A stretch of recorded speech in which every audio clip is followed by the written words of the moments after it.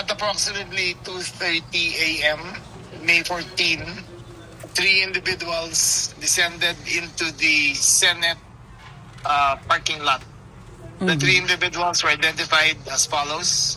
The man in white was Robin Padilla. The man in the blue jacket was Senator Bato de la Rosa. Blue jacket na cap Yes, sir. was Senator Bato de la Rosa. The Jane Doe is the assistant who was with them, unidentified. They boarded the white SUV confirmed owned by Senator Robin Padilla.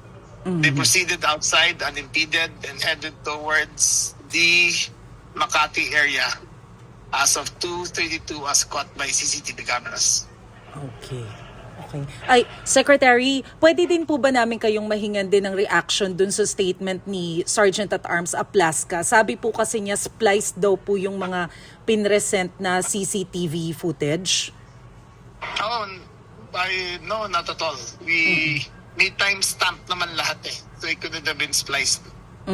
Those were direct from CCTV cameras of the Senate, their servers. And hindi pwedeng splice yun dahil may timestamp lahat. Okay.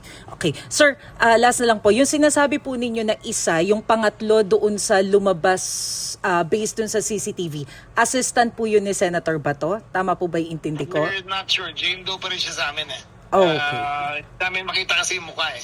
Tsaka hindi familiar sa amin. But we are sure of Senator Robin Padilla. His car, NID at ang umpisa ng plate number, I don't remember well. Pero we are positively identified as the car belonged to him through the LTO.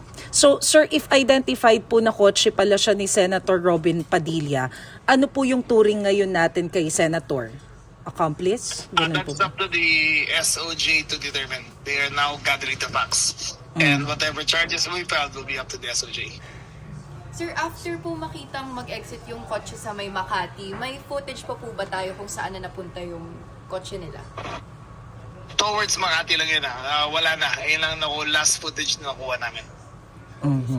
Sir, sabi rin po ni Aplasca, meron daw silang ilalabas na bukod na kopya ng CCTV footages mula po sa kanila. Tingin niyo ba, meron pa siyang ilalabas na ibang CCTV footage na hindi natin na-play kahapon?